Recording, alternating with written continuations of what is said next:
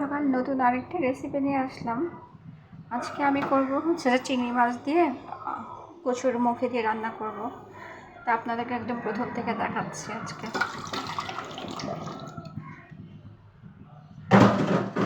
কচুর মুখেটাকে আমি একটু পানি দিয়ে লবণ দিয়ে আর হলুদ মরিচ দিয়ে সিদ্ধ করে নেব, একটু নরম করে নেব।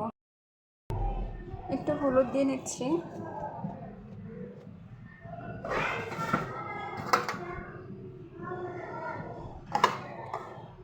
লবণ দিচ্ছি হাফ চা চামচ,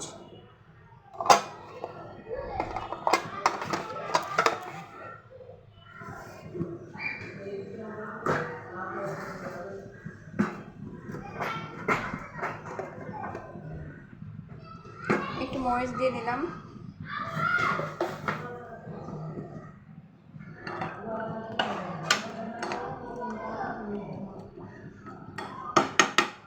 এটাকে আমি এখন 10 মিনিট একটু সিদ্ধ করব। হালকা একটু সিদ্ধ হওয়ার পর তাকে আমরা নামিয়ে নেব।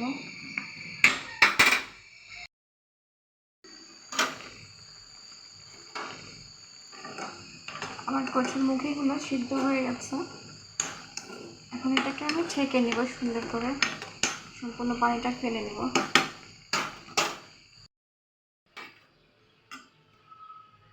আমি এখন ফ্রাই প্যানে একটু পেঁয়াজ দিয়ে নিয়েছি আর 1.5 চা চামচ তেল দিয়ে নিয়েছি। এটাকে একটু ভাজা ভাজা করে নিব। এখন ভাজা ভাজা করে সম্পূর্ণ মশলা আছে, যা যা মশলা সব কিছু মিশিয়ে একটু কষিয়ে নেব।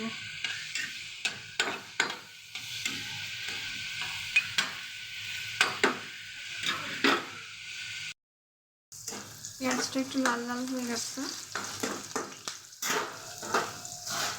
আমি একটা পাত্রে একটু মশলা মিশিয়ে নিয়েছি। এখানে হাফ চা চামচ আদা, 1/4 রসুন, শুকনো লাল মরিচ আর হলুদ মরিচ নিয়েছে। শুকনো লাল মরিচ আর হলুদের গুঁড়া নিয়েছি হাফ চা চামচ।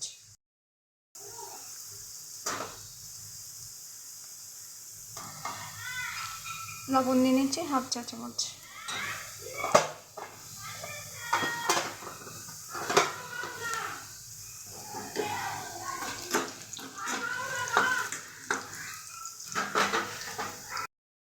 মশলার সাথে আমি একটু পানি মিক্সড করে পেঁয়াজের সাথে মিক্সড করে দিচ্ছি।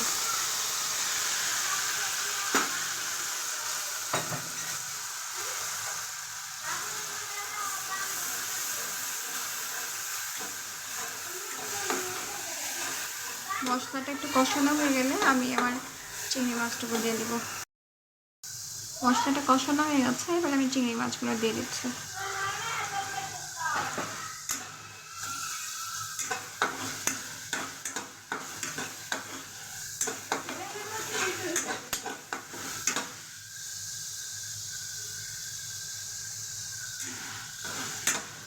চিংড়ি মাছটাকে দিয়ে একটু কষাবো। আমি কচুর মুখিগুলো দিয়ে দিব।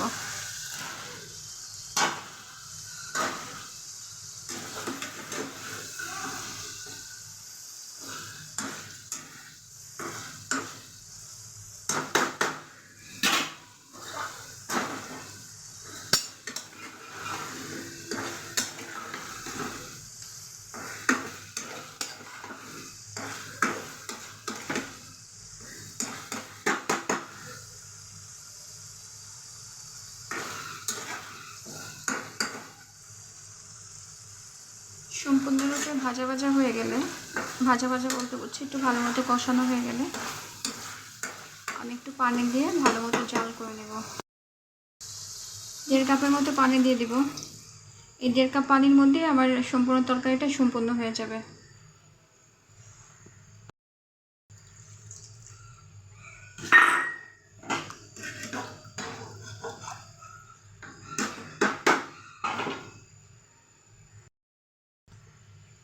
এবার আমি ঢেকে দিব কতক্ষণ, 5 মিনিটের জন্য আমি একটু ঢেকে দেবো। যেহেতু আমি কচুর ছোড়াটা চিংড়ি মাছটা দিয়েছি, দুটোই মশলাগুলো ভালো মতো ভিতরে ঢুকলে একটু কষা কষা হলে তারপর আমি কাঁচামরিচ আর ধনেপাতা জিরে গুঁড়ো দিয়ে দেবো।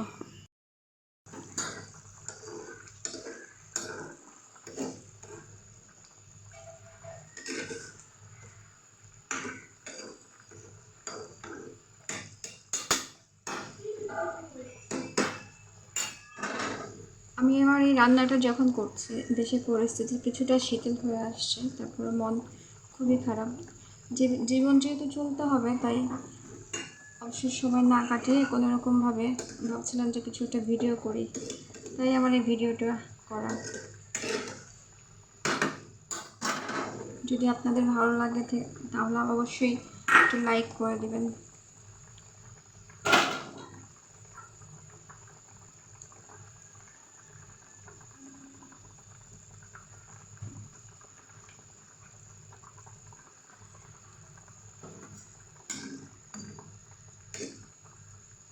পানিটা আমি একদম শুকিয়ে নেব, বেশি পানি রাখবো না।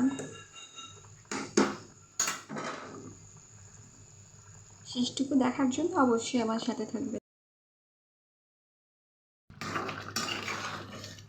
পানিটা শুকিয়ে গেছে, আর একটু শুকালে ধনেপাতা আর একটু জিরা গুঁড়ো দিয়ে আমি নামিয়ে নেব। আঁচটা একটু বাড়িয়ে দিলাম।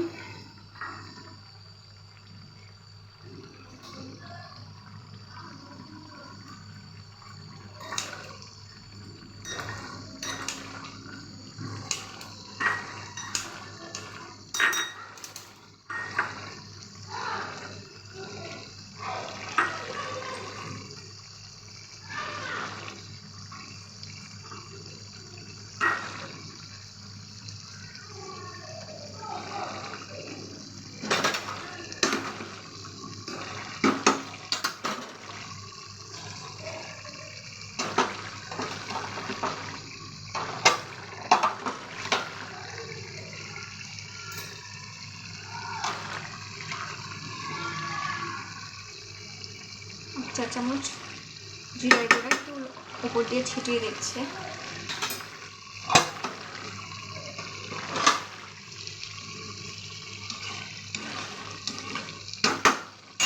আমার তরকারিটা সম্পূর্ণ হয়ে গেছে।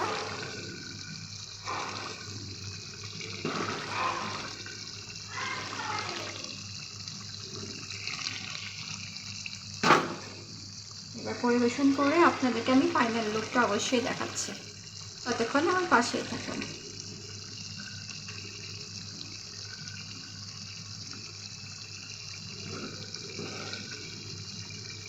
উপরে আমি একটু ধনেপাতা জিরা গুঁড়ো দিয়ে দিয়েছি। পানিটা সম্পূর্ণ শুকিয়ে গেছে।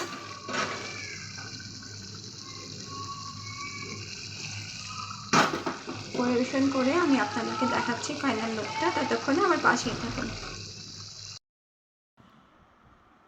এই যে আমার ফাইনাল পরিবেশন, যেটা আমি রান্না করেছি তা হচ্ছে যে চিংড়ি মাছ দিয়ে কচুরমুখী।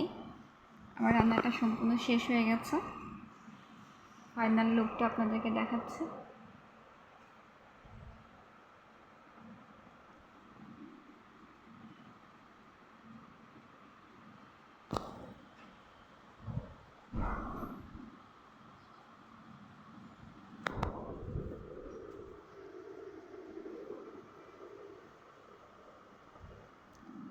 কতন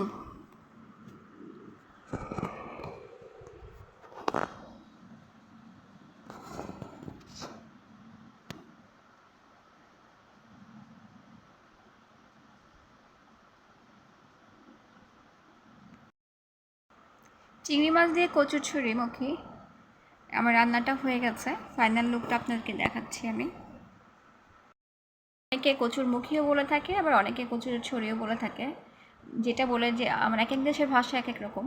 তো আমরা কচুরমুখী বলি। কচুরমুখী দিয়ে চিংড়ি মাছ তরকারিটা খুবই মজার। আপনারা অবশ্যই ভিডিওটা দেখবেন, আর সাথে সাথে এটা রান্নাও করবেন। রান্না করে অবশ্যই কমেন্টসে আমাকে জানাবেন।